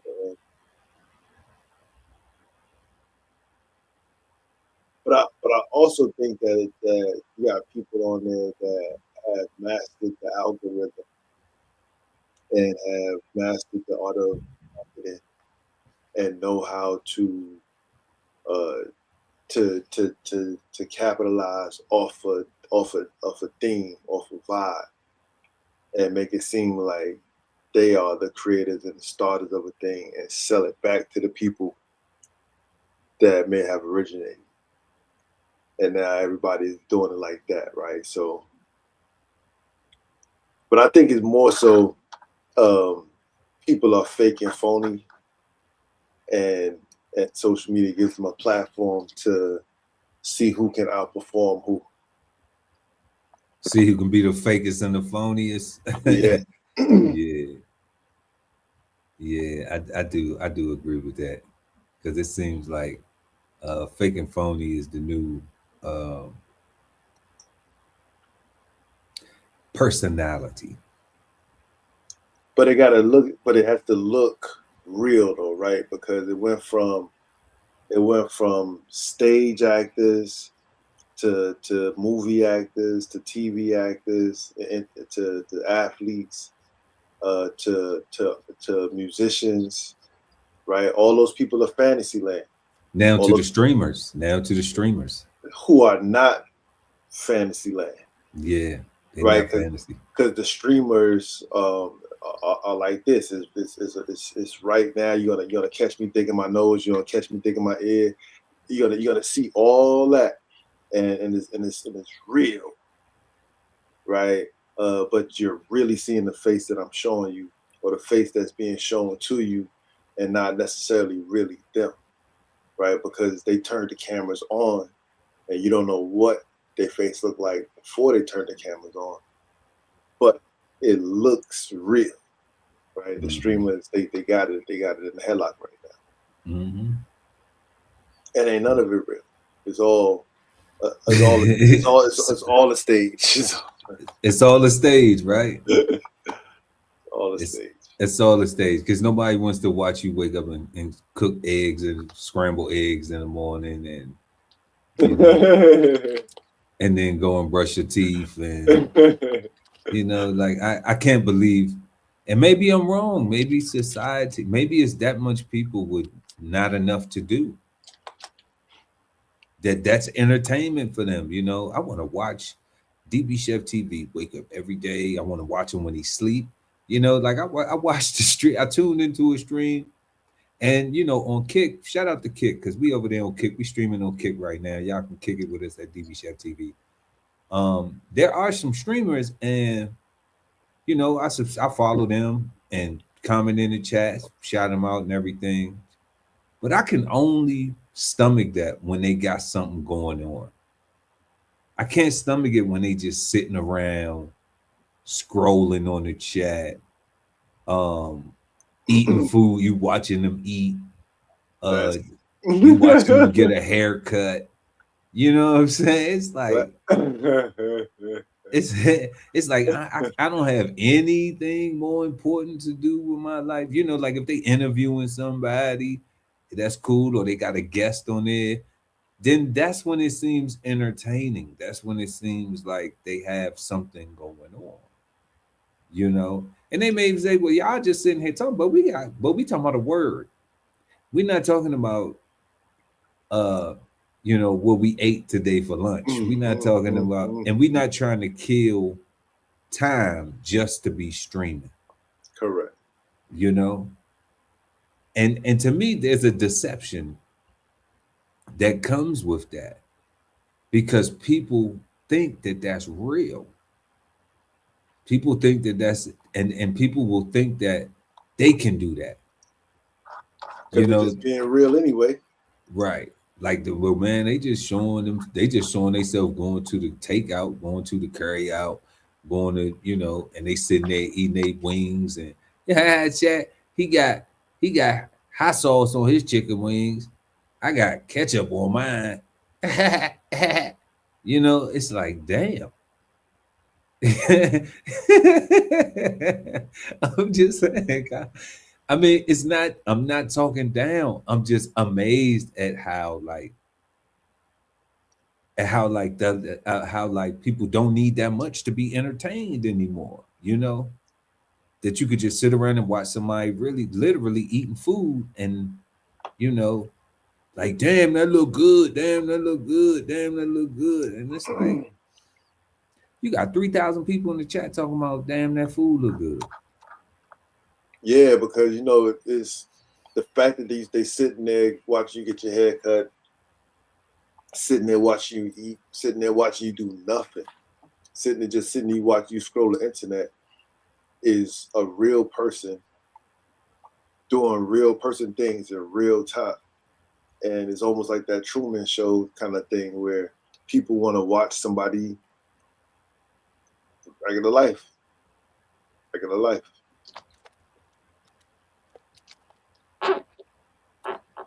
Yeah. So, you know, y'all let us know what y'all think. Has social media made people more deceptive, or does it help expose pretending people? You know, because like what I was just saying, I just think it's just exposing pretending people. I think it's deceptive in thinking that people aren't pretending. You know, that's the part that it has everybody thinking that they not pretending. That because God, you said like they looking at it and they think that's real, that they not pretending. They are pretending.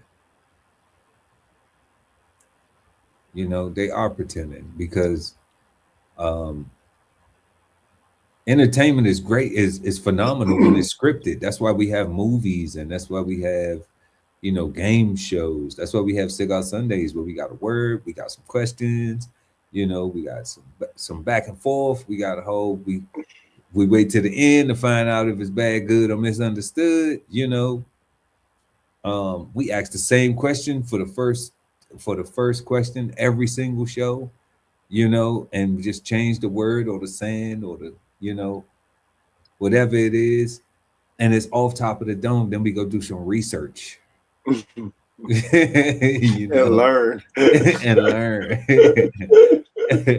You know, we become better with it. So it's not just a guess or what it mean to me or how I feel about it. You still might be that way after the show. It's no problem. But at least you'll be able to now know how to feel about it a little bit better. You know, I think that's fair. But y'all let us know. Has social media made people more deceptive, or does it expose the pretenders, pretending people? And and we don't have any flavor bombs for y'all tonight. But you know what though? I think just for something for fun, I think we're gonna pull this up because the God Ali Dawudel at BK Soul Farm is not hip to this right here. So I think if I still have this clip, um, we're gonna pull this up because this was something real funny. We're gonna get your reaction to this. God, let's see if we still got this. Let's see, here we go. Let's see if we still got this right. Okay, here we go. I got something for you guys. We're gonna we're gonna bring this into the fold so you can see what's going on with in American culture. Like it's getting crazy out here.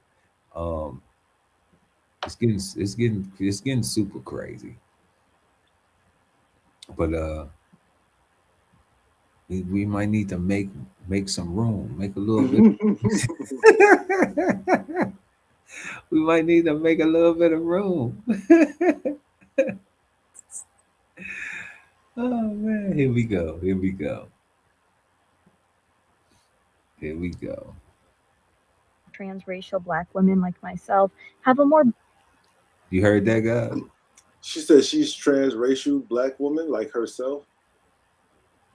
One more time. One more time. One more time, because she says it so fast. One more time though, just to make sure. Transracial Black women like myself. Transracial Black woman like herself. Like herself. Wow. Have a more beautiful understanding of Blackness than. Have a more beautiful understanding of Blackness. Is she about to say what like, ooh.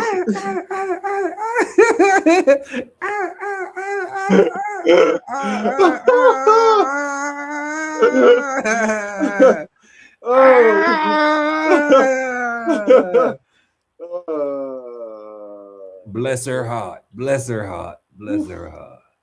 Cisracial Black women. And that's what I want to talk about today. Then she has what? Then who? Let's run it back one more time, guys. I'll do so it can sink in, so you can really get the true effect. Transracial Black women like myself have a more beautiful understanding of Blackness than cisracial Black women. Cisracial Black women? Yeah, that's an original Black woman. Cisracial Black woman means original Black woman? Yes. So this biatch that means she was cisracial. Cis indicates she's a woman. Cis mean woman. Okay. Okay. And born as a woman. Oh, boy. Okay. Identifies as a woman. Okay. And then you got because I'm learning this stuff. You know, I'm learning it because it's confusing as hell. Racial. All right. Yes.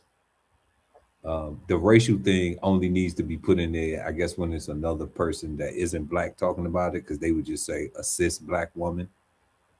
They wouldn't throw the racial in there.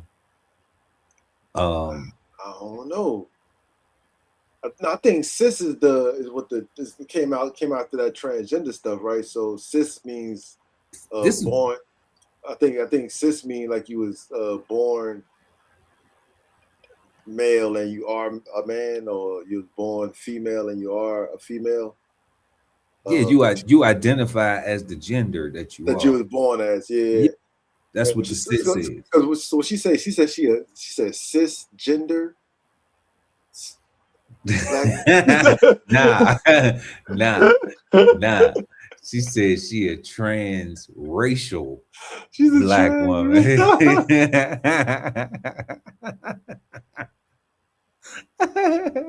I knew you'd get a kick out of this. It's the wildest thing ever, man. Like it's the wildest thing ever. That's funny. It's the wildest thing ever. We're not going until there's a bunch of them. And then until it's a bunch. Right. Then you want to, you can't say that on the air. Oh, no. It's funny till there's a bunch of them.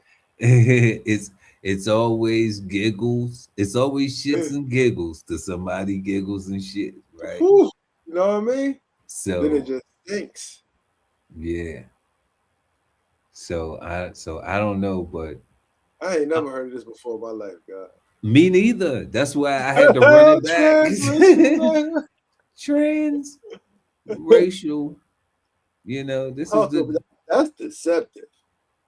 This is deceptive. That's because she lily white. But you ain't heard a sister yet. You ain't heard us. Didn't you hear this? Didn't you hear this? Oh man. This black woman trapped in a white woman's body say that she knows about the beautifulness. She knows more. She knows better. Yeah, she is. She's more better blues. More better blues. she got a more better appreciation for blackness than the cis black woman. Oh man, that's funny. Yeah, that's mean. That should be a hate crime. Like, you know, it should be a hate crime. Hate crime. It's truly deceptive. Man. It's truly deceptive. Let's finish though, because it's that's so fucked up.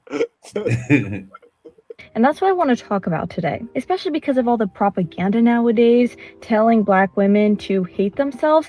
Someone that chooses to present as a Black woman every single day, that's incredibly beautiful. One of the most common questions I've been asked is, are you planning on getting any medical procedures to help affirm your transracial identity, like melanin replacement therapy? Her transracial identity. Okay. I wanted to hear what her medical procedures she was talking. I thought she was talking. Oh no! I had it. I can't let you get it that quick, guy. I got that. You got to dip. You got to get into the water slow. This is you got to get into the water slow, God. Like transracial identity. This is the thing. See, she's saying stuff that she making real. Or might be real already. That you will have to look for when you hear it, because people won't recognize what it is. Transracial identity. So we have transgender identity, right? Yeah, transracial. But now she playing with this whole transracial identity thing. You see? because that's where transgender identities come from. That is the politically correct way to say it, you know, or the polite way to say it, the correct way to say it, transgender identity, you know. So Transgender identity, right, transracial identity, because a person, and I say they, look, being on point with the acronyms, I'm getting sharp with it. They would say that they identify as a transgender male or a transgender woman, right? So they take away the man and the woman and put identity. All right. So now when you start making it, trying to make this thing a real thing, then it's transracial identity. You see? a shirt say black and proud, God. And her shirt says, say it loud. She made sure she got white letters though with the black background. With the black background, right? Now, what we must continue, now that you are understanding the God Ali Dawood El BK Soul Farm, okay? Transracial identity. Let's learn about her procedures for her blackness. Therapy, things like that. And the answer is no. Trans black women are black women, regardless of what our bodies look like. I don't need to change my skin color or my hair or my makeup or any other physical characteristics to prove to you that I am black. Saying that I need to pass as black is actually trans race phobia. It is Okay. Saying that she needs to pass as trans race phobia. Trans race phobia. Listen to it. So we get so do we get hate crime for listen for calling her a white girl? Listen. Are we committing a hate crime to the trans community? For saying that this lady looks like a white like a white girl to me. Damn, son, like will the show get strike if we talk about this wrong? Like, if we identify her as her birth race, if we identify her as the race that she was assigned at birth, is that your question, God? Yeah, because she don't even look like any of her ancestors had any black in them. Mm-hmm. Not even like her grandmother didn't even like her grandmother was mixed, or her grandmother on her daddy's side wasn't even mixed. Like nobody. Like she got green eyes too. Yeah, God. Well, she said transracial phobia. If you tell her, you need to identify. We can't tell. We really can't tell other than what you're saying. You need to identify. That makes you a trans racist. That makes you a trans racist.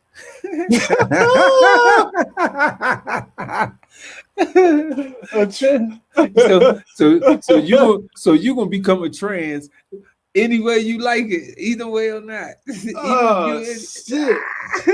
Oh shit. Man, I reject that. Like I reject that. I reject that. Like it is crazy. It is crazy the world we living in. This is insanity. This is deception. Let's hear her out though, God. This is wild. Oh, son, like is TERF rhetoric, transracial exclusionary feminism. 1 second. Transracial exclusionary feminism. Feminism. Damn. Just put it all in the pot and see what you cook up. Take all the boxes. I got that one too. I got that one too. Oh yeah, I got that one. I got that one too. Oh man, yeah. Just check out the Starbucks. You know, so saying she got mental health issues, I might be the pot calling the kettle black.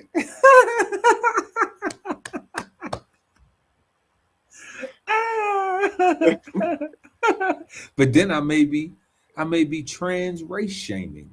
You know what I'm saying? Right, yeah. So so now I'm a trans racist. You know, like damn, like I'm just gonna be trans either way. Either way.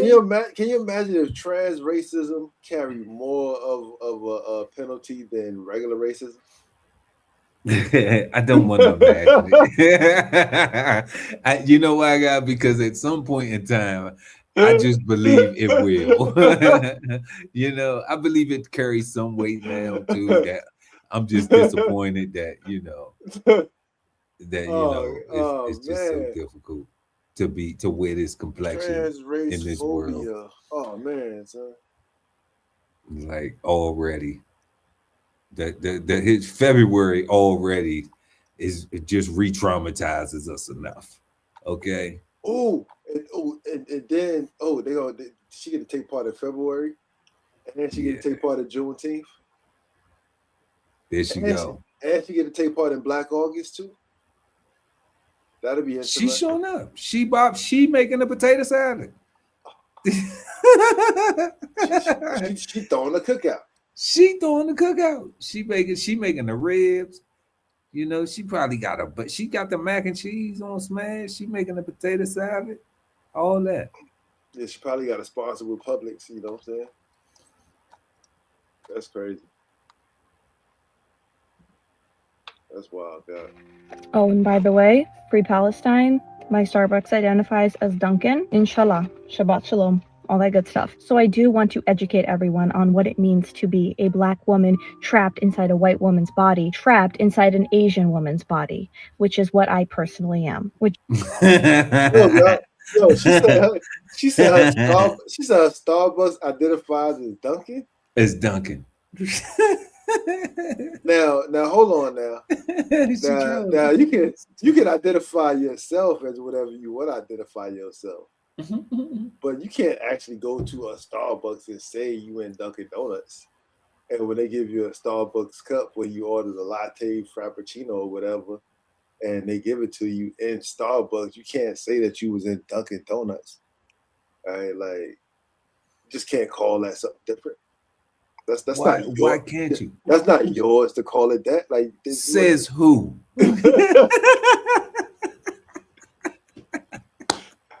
Yo, if I'm Starbucks, I be trying to sue this lady. Somebody, nothing with my face got it identified as Dunkin'. F that. Like, we don't sell iced coffee. we sell $30 mentés. You know what I mean? Caramel macchiatos and all that. You gotta look like her to shop in there. You know what I'm saying? Like, crazy. Super crazy. We have baristas. They have people that work. They have coffee makers. They got donut grabbers. We don't even sell donuts. Donut grabbers is funny. Donut grabbers at Dunkin'. I'll be your donut grabber for today. Well, how may I help you? That's funny. Yo, enough. But ever since they got rid of my man that got up every morning to make the donuts, man, like they've been slack as far as I'm concerned. Because now they got donut grabbers. Like, you actually ask somebody that made them.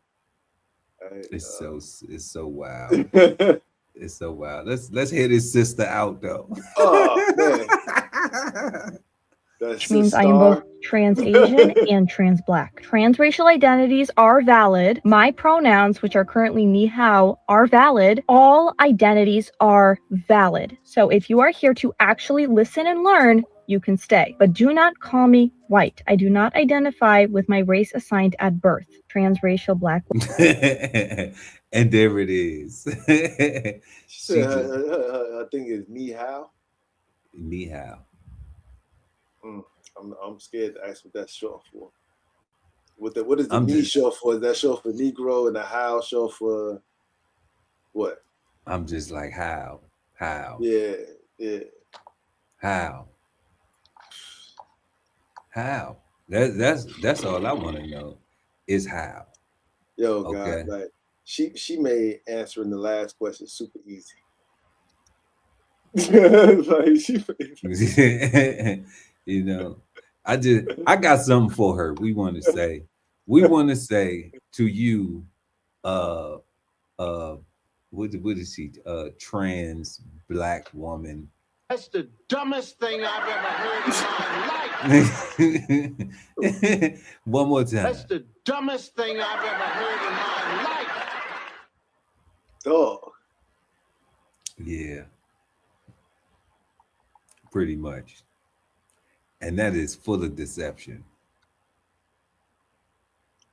Like and practicing, like and researching on how to get better, using the proper buzzwords and going into the AI and like make this sound authentic and bulletproof.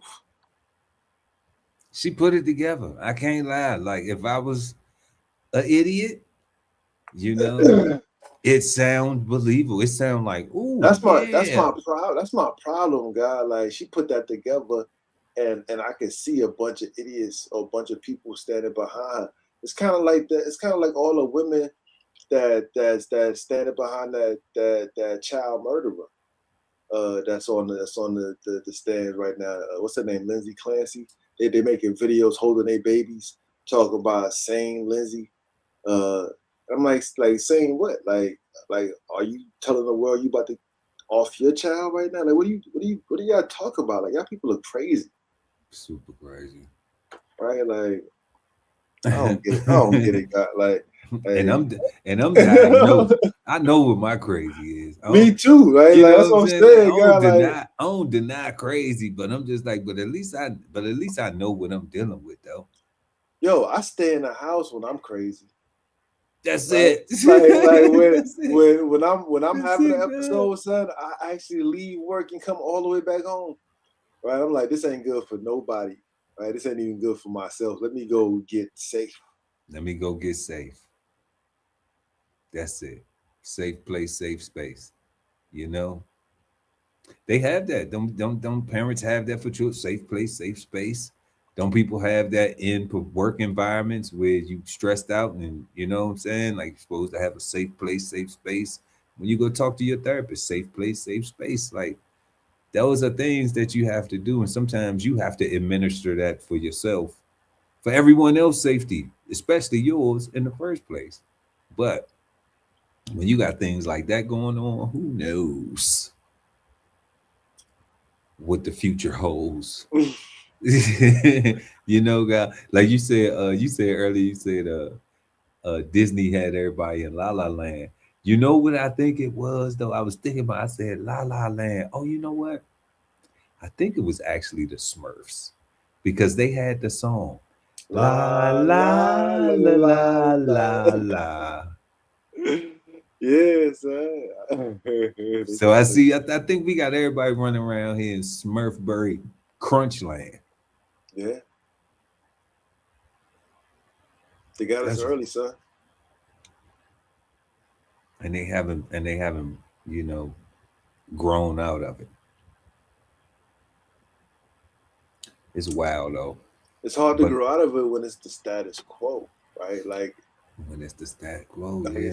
it's hard to grow out of it, like because they just surround you with more and more and more of it, and give you an adult version. Right? I heard somebody talk about there's a comedian talk about come to my show.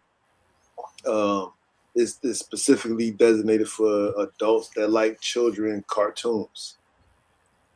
And I'm like you guys did a show for adults that like children cartoons, like, but like in adult style, like that's not a children's show, like that's an adult show. Yeah, you can't bring the kids to that. That sounds like Adult Swim. Yeah, like just because it's in cartoons don't make it just for children. Like they got that's all adult content. Right. Like especially if you're gonna make He-Man and She-Ra kiss. Come on, son. You know, like come on, son. you know, if you're Like gonna have you know, Papa Smurf and Smurfette, you know, wake up Actually, in the yeah. morning at this in the same mushroom hut, you know, like yeah, you taking the innocence away from it. Like that's that because without those things, it is a children's show. But once you start introducing those ideas and concepts, just because it's a cartoon doesn't make it for children. You said Adult Swim, right? And adults will trick themselves and be like, "Oh, it's a cartoon, so the kids can watch it." And it's like, nah, son, like that's dangerous. That's for adults. Just because you like it and it's a cartoon doesn't make it safe for the child. Right. Oh no, it's animation. They haven't intercourse on there. Like, have you? But it's animation though. It's a cartoon, so it's okay. Like, nah, son. Like, it's not like okay. no, Inappropriate. Inappropriate. Yes, wow. The deception is out of hand, God. It is going crazy. It is rampant on the clampet. Okay, like okay, it's a big boy. But yeah. Moving to our fifth and final question: is the word deception bad, good, or misunderstood? The guy Ali Dawood, the BK Soul Farm. Bad is all bad, guy. Like there's no, especially going off the dictionary definition.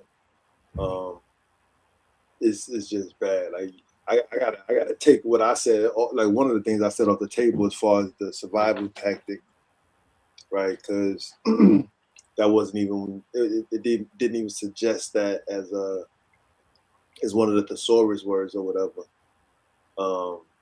Everything about that suggests that is purposely meant to trick a person, to lie to a person, to tell them up is down, that something that's dry is wet, right? And convince them to go the opposite way of right. So that's not gonna ever be good or misunderstood. That's just bad for me. Bad. All the way bad. Yeah. I'm 100% with you, God.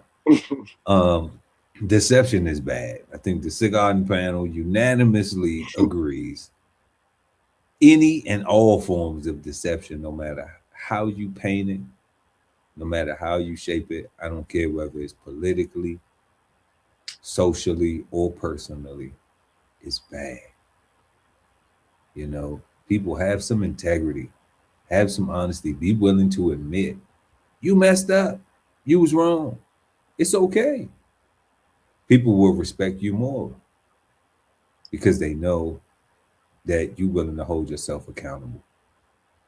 The people who don't, then you know to stay away from them because they liars and they scammers and they are in survive. They do think survival tactics and they think, well, they'll do anything to survive. They don't have no limits on what they won't do. You know, so when people identify themselves as that, that's good. Because they let you know, like, okay, I see you, snake. But don't get your head chopped off messing with the wrong farmer, messing with the wrong bushman, you know? So y'all let us know what y'all think. Is the word deception bad, good, or misunderstood? And we have been smoking on the word deception tonight, y'all, and we had 5 questions. What do you think of when you hear the word deception? Was number 1. Number 2, how should we handle deception from friends, family, and community? Number 3, is deception an unavoidable part of politics, or should we accept some dishonesty? Number 4, has social media made people more deceptive, or does it help expose pretending people? And the question we just answered, number 5, is the word deception bad, good, or misunderstood? Please let us know in the comment section what you think. Exchange your insights, and we always respond to them. Like we always say, y'all, we are not the gurus. We are learning this. We enjoy learning this thing too. And if you can learn something from us, take it, put it in the mix. Matter of fact, let us know what you think about it. You know, let us know. Like, man, when you said that, when Ali said that, man, I was rocking with that. You know, Chef Earl Pearl, you sound stupid. We don't care. You know, whether you agree or disagree, let us know. Get involved, y'all. Get involved. Don't just watch. Say something. Okay? Be a part of it.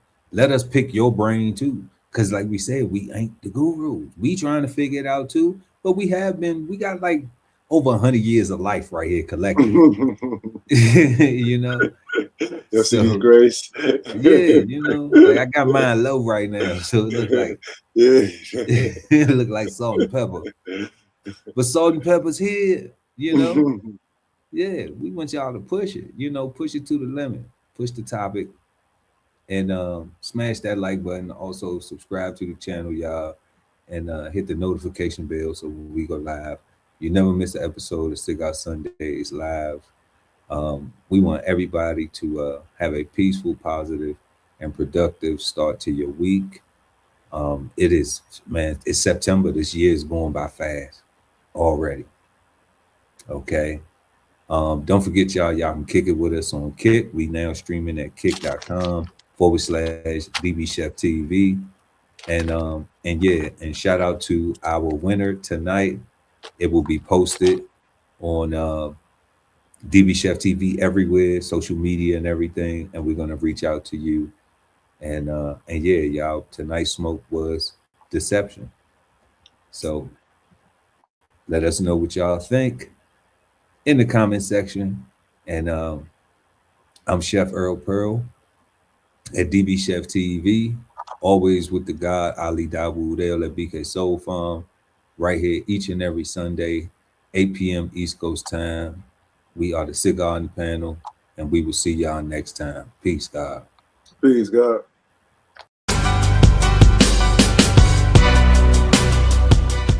BKSoulFarm.com, 1016 160 self-sustainability. Jump on the listing and get yourself together right. Only at the DB Chef TV podcast, where the world talks food. TLS podcast, The Love Speak, TVK podcast, The Veteran Kettle. Cigar Sundays on YouTube. Brunch with the fellas at Brunch Fellas. Bo's podcast. Bo's on the table. Sign up for the newsletter and shop merch and clothing at DBCHEFTV.com.